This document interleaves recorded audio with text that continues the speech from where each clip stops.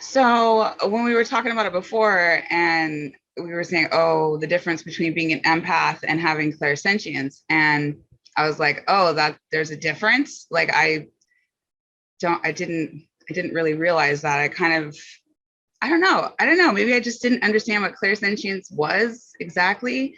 Uh, so I'm kind of having a hard time, I guess, differentiating between what is an empath then and what does clairsentience mean, because to me it's kind of the same thing, even though there are different types of empaths, um and what that means to me is just that you would be kind of absorbing the energies of these outside sources.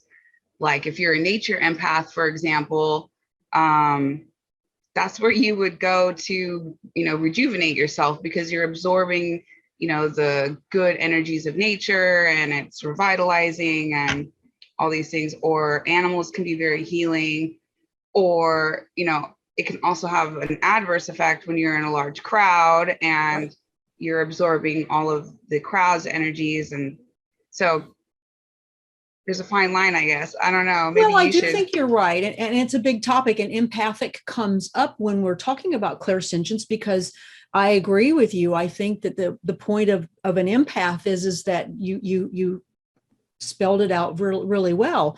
It's just being extremely sensitive to that type of information, and it comes in the form of feeling. Um, Right. so, I mean, I don't see a separation with that either. I think you're right that they're the same.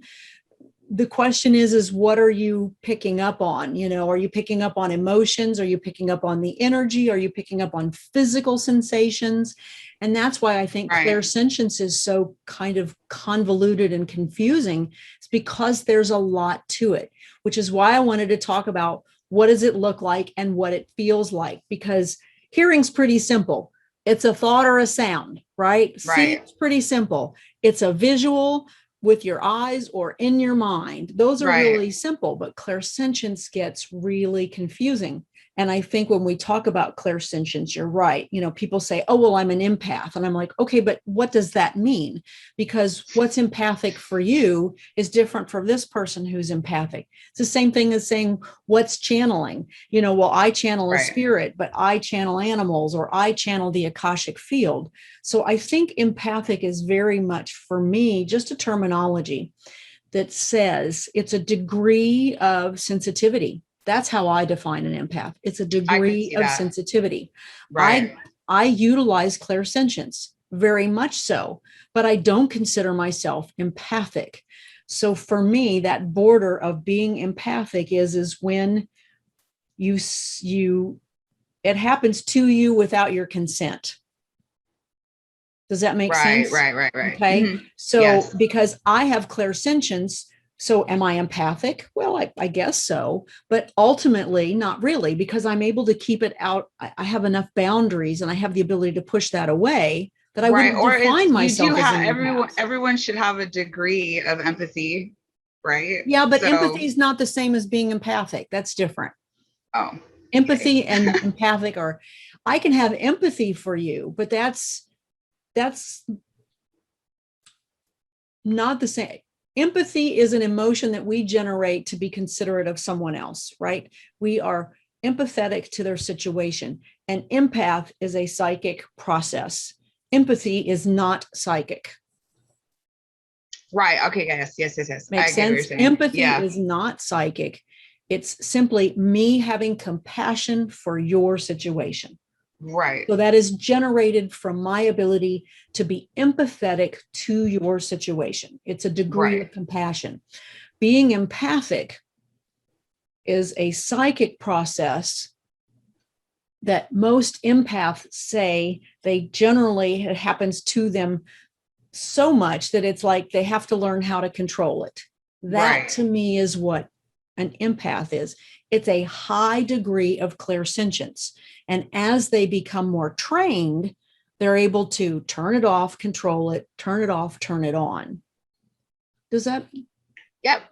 Yeah, that makes sense. I mean, if you're an empath, it's kind of uncontrollable. You get bombarded a lot, and until you can really figure Right. out uh, and separate what your feelings are from what somebody else's are, and then you're going to have a hard time dealing with like the Right. intensity. It's like an intensity about it. Yeah. Yeah. I can understand that. Yeah. And so I think you're right. I mean, being an empath and being clairsentient really are kind of the same thing. It's because an empath says, I absorb everything. And generally, Right. what you're absorbing from the other person is their feelings, their emotions, what's going on in their life. And it can also happen at the body level, the physical level. I'm taking on the illnesses or the pains of others. That is utilizing clairsentience. But the term empath means that it's overlaying itself on someone so heavily that they're no longer discerning between themselves or the other.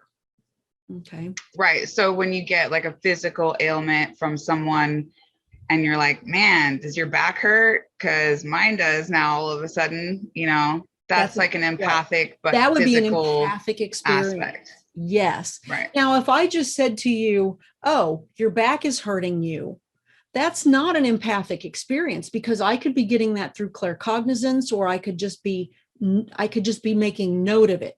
That doesn't mean my back is hurting as well. That simply means I am aware that your back is hurting.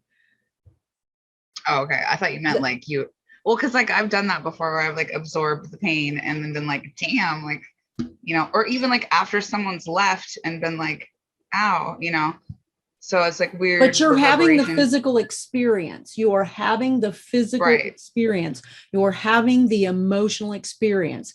So here's another good example. Spirit shows up in a mediumship reading and they're sad, and I start crying because I cannot control. Now, that doesn't happen very often for me, but you have this to me ridiculous amount of times. Exactly. So that would be what I would consider the empath. The experience has moved on to you to the point that it becomes you. You can't detach from that. Yes. And so it's a degree, right? Which is, and I hate crying. So I try not to do it either. They say it's not the most professional thing to do. Unfortunately, sometimes it happens. What happens? Yeah, I can't. Oh my God, so many times I've just been like burst into tears, and I don't know how to make it stop necessarily, unless, it's like, unless you really do, you have to back off the energy and just be like, whoa, that's too much. Right. Yeah, you have to kind of get control of that. And I think that that's, again, when we're talking about an empath, that control aspect is generally very difficult because they're so absorbent, right? Right. Like they're a paper towel or a sponge. They're taking all of that in. We consider them highly sensitive persons as well. So you'll hear the term empath and highly sensitive person being used at the same time.